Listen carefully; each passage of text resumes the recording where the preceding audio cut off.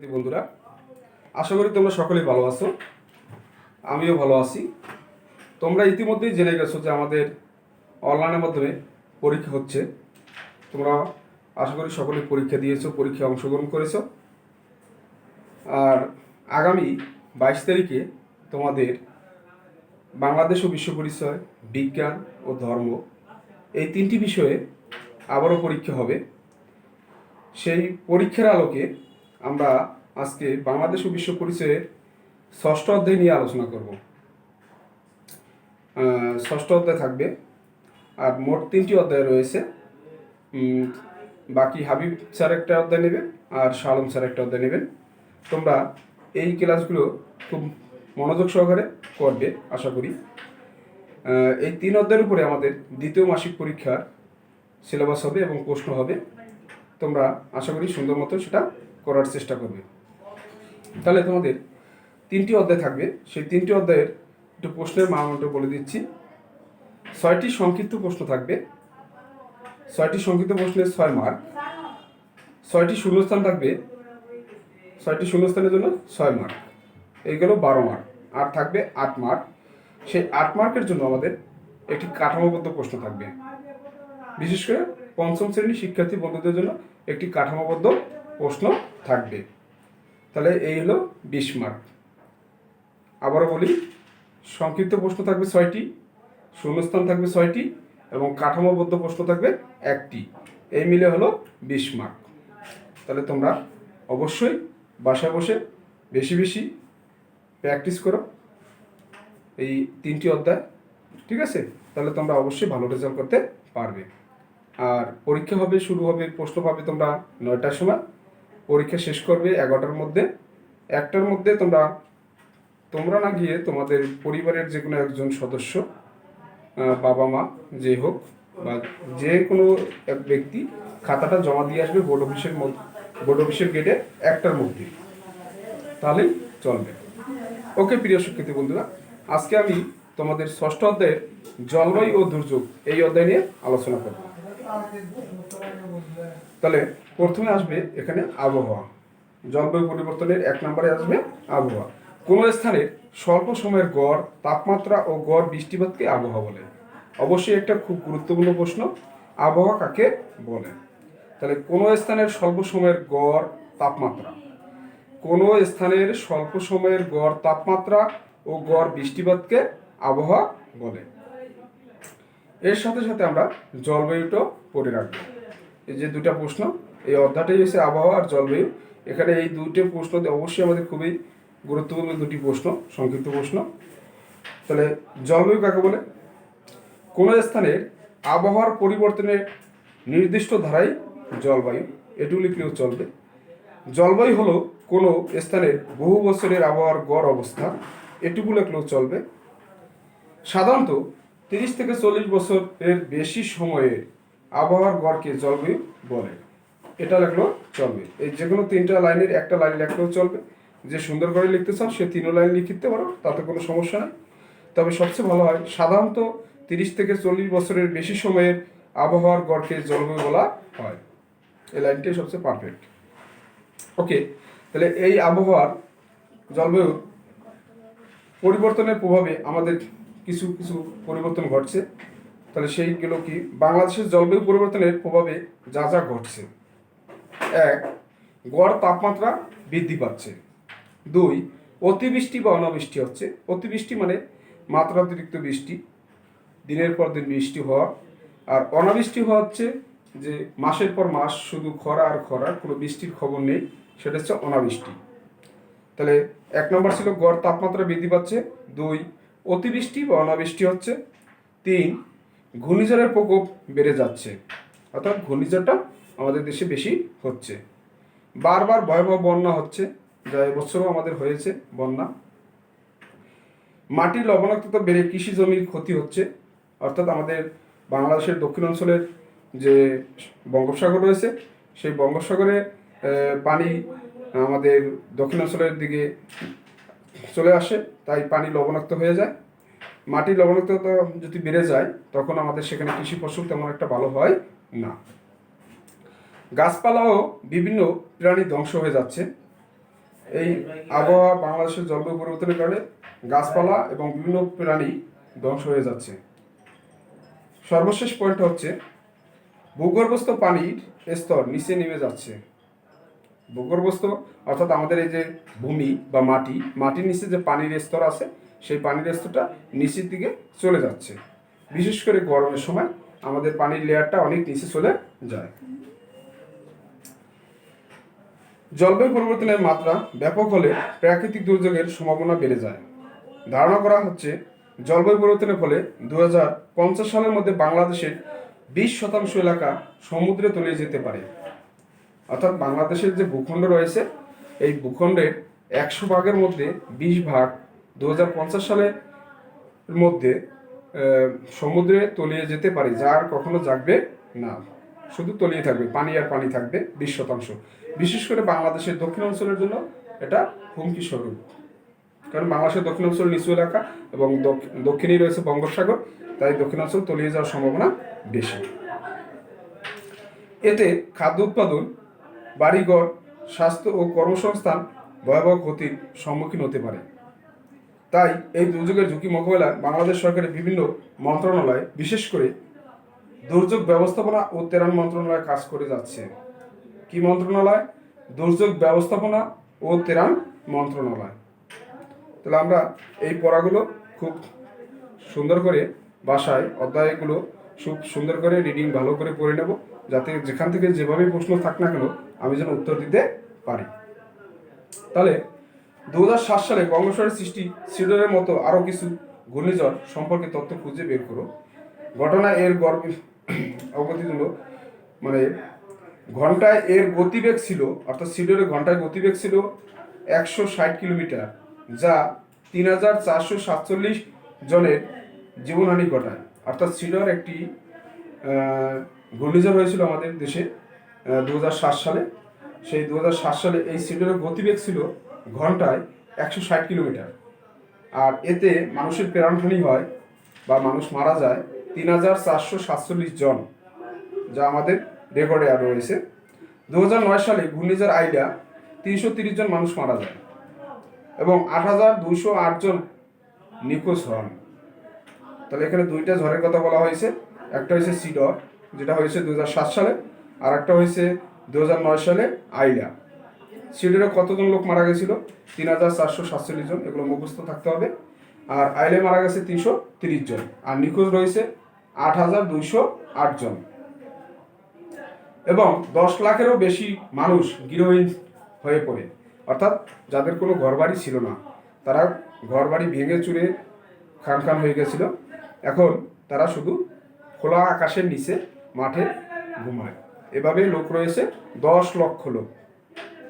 এগুলো কিন্তু সংক্ষিপ্ত প্রশ্ন আকারে থাকতে পারে, তোমরা সংক্ষিপ্ত প্রশ্ন আকারে অবশ্যই এগুলো সুন্দর করে পড়ে রাখবে। এরপরে রয়েছে আমাদের পার্ট 2তে রয়েছে নদী ভাঙন। এই নদী ভাঙন আমাদের দেশে চিরচরিত ব্যাপার। যারা পদ্মা নদী, পদ্মা, মেঘনা, যমুনা এই নদীর পাশে বসবাস করে, তারা এর যন্ত্রণা আসলে বুঝতে পারে যে কতটা কষ্টকর। বাংলাদেশে অসংখ্য নদী রয়েছে, তাই এদেশে অনেক জায়গায় নদী ভাঙনের প্রবণতা দেখা যায়। নদীর পাড় ভেঙে যাওয়ার ফলে আমাদের মূল্যবান কৃষি জমি, বাড়িঘর, সড়ক, শিক্ষা প্রতিষ্ঠান ও হাট বাজার বিলীন হয়ে যায়। অর্থাৎ নদী ভাঙনের ফলে আমাদের যে কৃষি জমি থাকে, সেই কৃষি জমি ভেঙে যায়, রাস্তাঘাট ভেঙে যায়, ঘরবাড়ি ভেঙে যায়, স্কুল বিদ্যালয় এগুলো ভেঙে যায়, হাট বাজার ভেঙে যায়।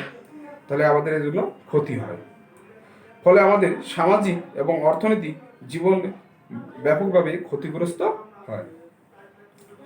বন্যা নদী ভাঙনের একটি অন্যতম প্রাকৃতিক কারণ। তাহলে নদী ভাঙনের একটি প্রাকৃতিক কারণ, এক নম্বর কারণটা কি? বন্যা।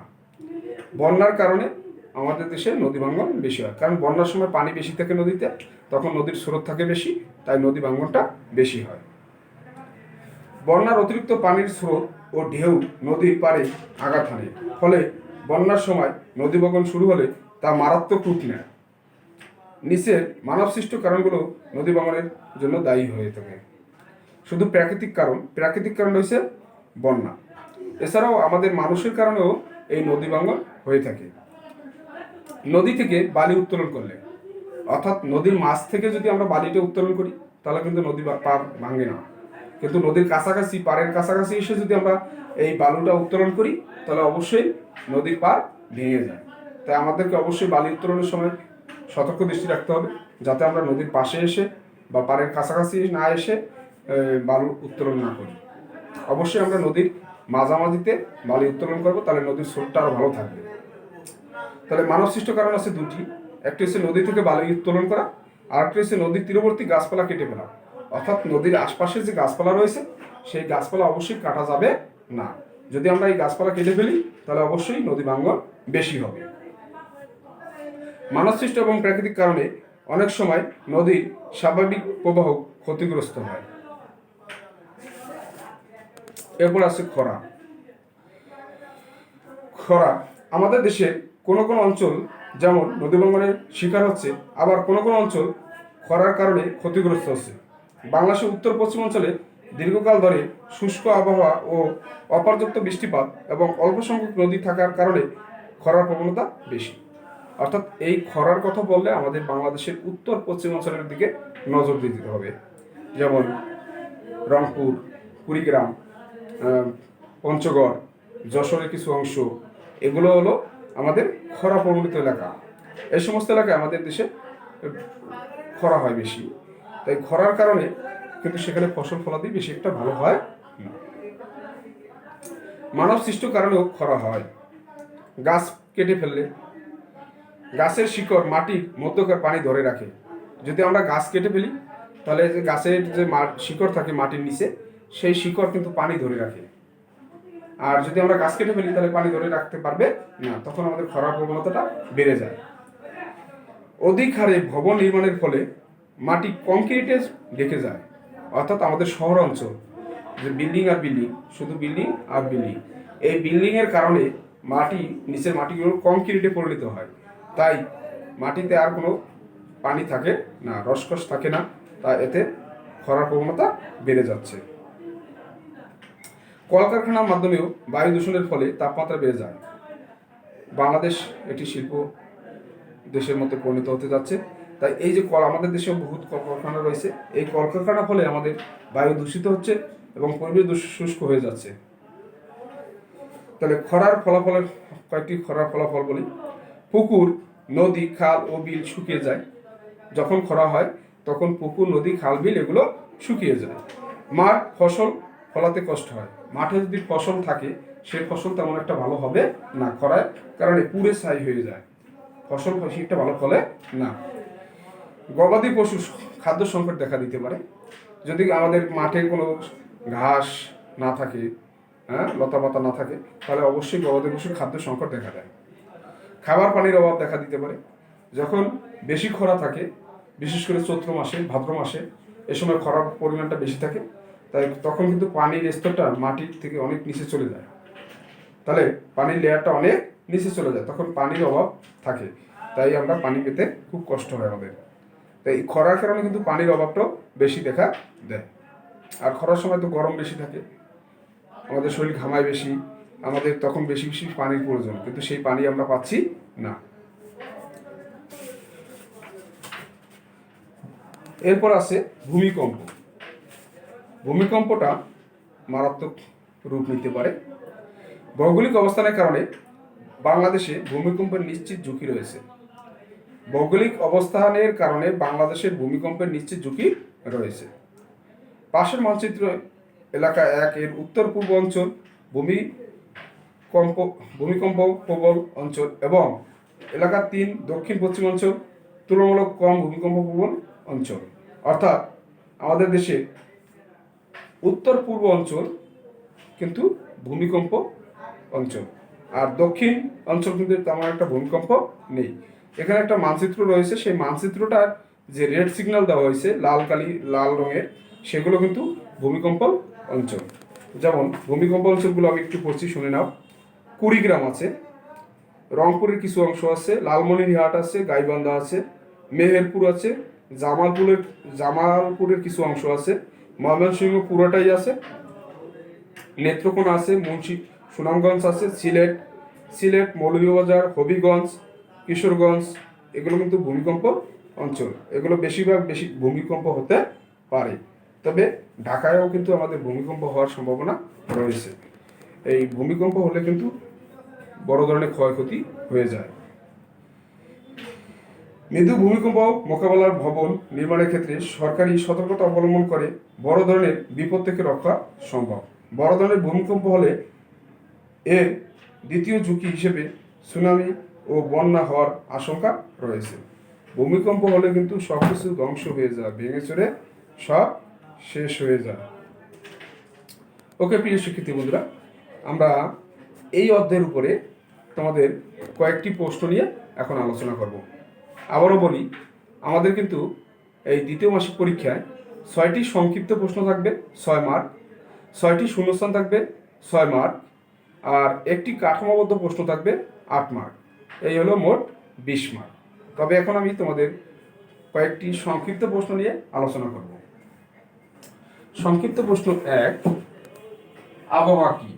আমরা এর পূর্বেই কিন্তু বলেছি আবহাওয়া কি, সেটা অবশ্যই তোমরা শুনেছো এবং ভালো করে বোঝার চেষ্টা করেছো। আবহাওয়া কোনো স্থানের স্বল্প সময়ের গড় তাপমাত্রা ও গড় বৃষ্টিপাতকে আবহাওয়া বলে। কোনো স্থানের স্বল্প সময়ের গড় বৃষ্টিপাত ও গড় তাপমাত্রাকে আবহাওয়া বলে। নদী ভাঙনের মানব সৃষ্ট একটি কারণ লেখো। নদী ভাঙনের মানব সৃষ্ট কারণ রয়েছে 2টি, তোমরা যে কোনো একটি কারণ উল্লেখ করে দিতে পারবে। নিচে নদী ভাঙনের মানব সৃষ্ট একটি কারণ হলো নদী থেকে বালু উত্তোলন করা। নদী থেকে বালু উত্তোলন করলে আমাদের নদী ভাঙন হয়ে যায়। কৃষি জমির ক্ষতি হচ্ছে কেন? কৃষি জমির ক্ষতি হচ্ছে মাটির লবণাক্ততা বৃদ্ধির কারণে কৃষি জমির ক্ষতি হচ্ছে। মাটির লবণাক্ততা বৃদ্ধির কারণে কৃষি জমি ক্ষতি হচ্ছে। কলকারখানার 2টি ক্ষতিকর দিক উল্লেখ করো। কলকারখানার 2টি ক্ষতিকর দিক, অবশ্যই কলকারখানা থাকলে সেখানে আমাদের ধুলাবালি বা বায়ু দূষিত হচ্ছে।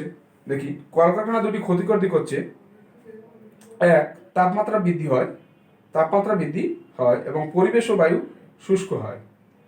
কলকারখানার 2টি ক্ষতিকর দিক উল্লেখ করো। বলছি কি, 1, তাপমাত্রা বৃদ্ধি পায়, 2, পরিবেশ ও বায়ু শুষ্ক হয়। দিন দিন ভূগর্ভস্থ পানির স্তর নেমে যাচ্ছে কেন?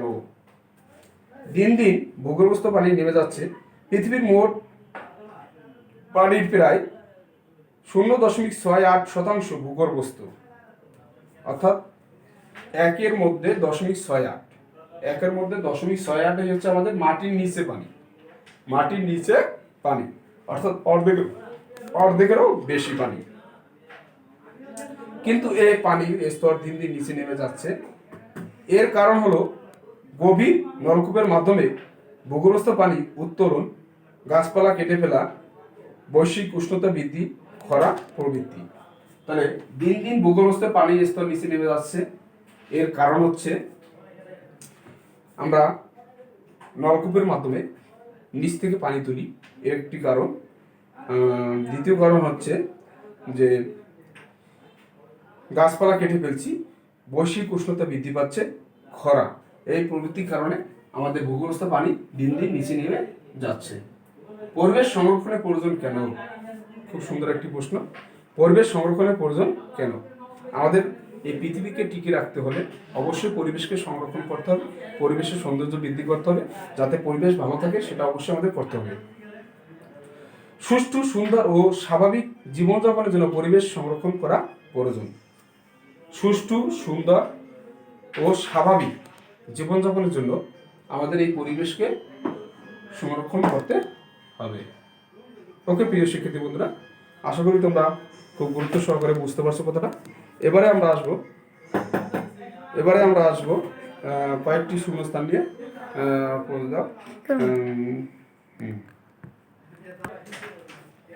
প্রিয় শিক্ষার্থী বন্ধুরা, এবারে আমি তোমাদের কয়েকটি শূন্যস্থান তুলে দিয়েছি, এই শূন্যস্থানগুলো করে দেবো।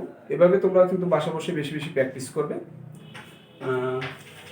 1 নাম্বার, গাছের ড্যাশ মাটির মধ্যকার পানি ধরে রাখে। তাহলে কি হবে বলো? গাছের শিকড়।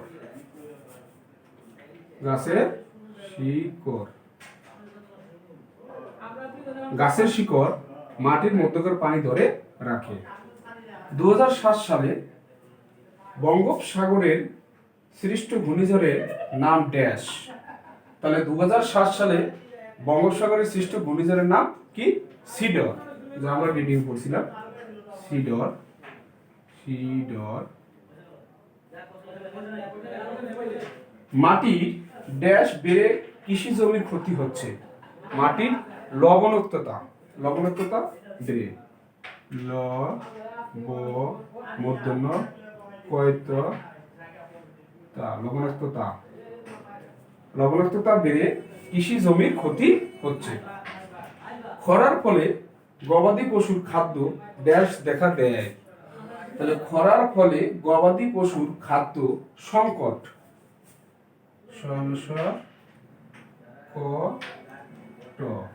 সংকট দেখা দেয়। 2015 সালের 25শে এপ্রিল ড্যাশ হয়েছিল। 2015 সালের 25শে এপ্রিল ভূমিকম্প হয়েছিল।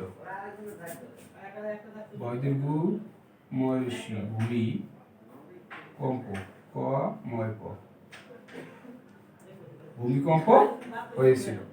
তাহলে প্রিয় শিক্ষার্থী বন্ধুরা, এভাবে আমরা শূন্যস্থান কিন্তু অবশ্যই তুলে লিখলেও হবে, না লিখলেও হবে।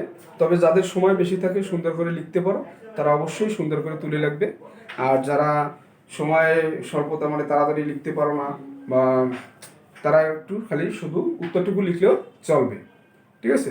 ওকে প্রিয় শিক্ষার্থী বন্ধুরা, তোমরা আর আবারও বলি যে আমাদের এই দ্বিতীয় মাসিক পরীক্ষায় আমাদের সংক্ষিপ্ত প্রশ্ন থাকবে 6টি, শূন্যস্থান থাকবে 6টি এবং একটি কাঠামোবদ্ধ প্রশ্ন থাকবে, সেখানে 8 মার্ক।